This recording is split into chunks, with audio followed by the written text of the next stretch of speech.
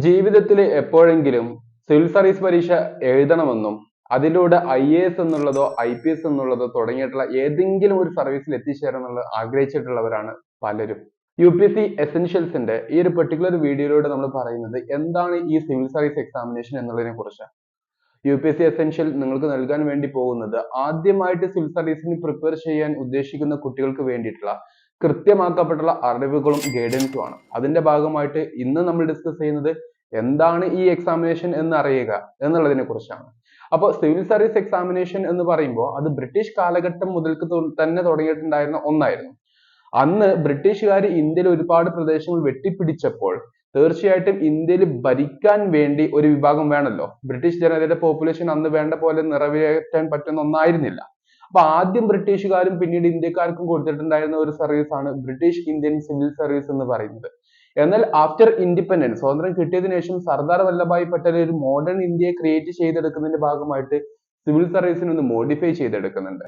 അങ്ങനെയാണ് ഇന്ന് കാണുന്ന പോലെ മോഡേൺ ഇന്ത്യൻ സിവിൽ സർവീസ് ആയിട്ട് വരുന്നതും.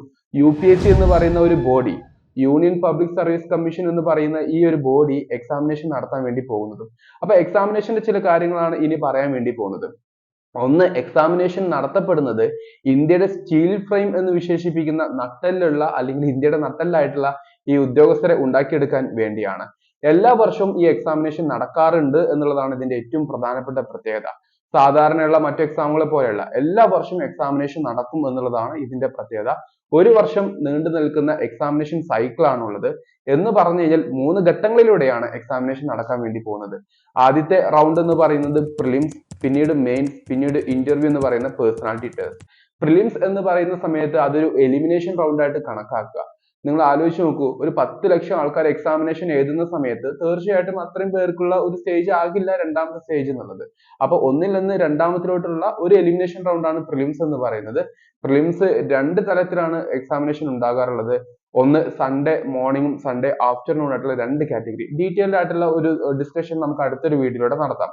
അപ്പൊ പ്രിലിംസ് എക്സാമിനേഷൻ സൺഡേ നടക്കാറുള്ളൂ അല്ലെങ്കിൽ നടത്താറുള്ളൂ. എന്തുകൊണ്ടാണെന്ന് വെച്ച് കഴിഞ്ഞാൽ അന്നാണ് എല്ലാവർക്കും ഹോളിഡേ എന്നുള്ളത് കൊണ്ടാണ്. അപ്പൊ എല്ലാവരും എക്സാമിനേഷൻ എഴുതട്ടെ എന്നുള്ള കോൺസെപ്റ്റിലാണ് അങ്ങനെ തുടങ്ങിയിട്ടുള്ളത്. പക്ഷെ കുറച്ച് കഴിഞ്ഞ കാലങ്ങളായിട്ട് എക്സാമിനേഷൻ നല്ല ടഫ് സ്റ്റേജിലോട്ടാണ് പോകുന്നത് എന്നുള്ളതും കാണാൻ സാധിക്കും, അല്ലെ? അപ്പോ ഒന്നാമത്തെ സ്റ്റേജ് പ്രിലിംസ് ആണ്. പ്രിലിംസ് ഒബ്ജക്റ്റീവ് ആണ്. നമ്മളിങ്ങനെ ബബിൾ ചെയ്യുക എന്ന് പറയുന്ന ഒരു ഓപ്ഷൻ OMR ഷീറ്റിൽ ബബിൾ ചെയ്യുന്ന രീതിയാണ് പ്രിലിംസിലുള്ളത്. അതേ സമയത്ത് രണ്ടാമത്തെ സ്റ്റേജ് ആയിട്ടുള്ള മെയിൻസ് എക്സാമിനേഷൻ അത് റിട്ടൺ ആണ്. നമുക്ക് ഓരോ ക്വസ്റ്റ്യൻ പേപ്പർ, ഓരോ സബ്ജക്റ്റിൽ നിന്നുള്ള ക്വസ്റ്റ്യൻ പേപ്പറും കാര്യങ്ങളെല്ലാം തന്നുകൊണ്ട് ഡീറ്റെയിൽഡ് ഡിസ്കഷൻ നമുക്ക് അടുത്തത് വരും. അപ്പൊ അതിലൊരു 9 പേപ്പർ വരുന്നുണ്ട്. അങ്ങനെ 9 പേപ്പറുകളുടെ റിട്ടൺ എക്സാമിനേഷൻ ആണ് മെയിൻസ് എന്ന് പറയുന്നത്.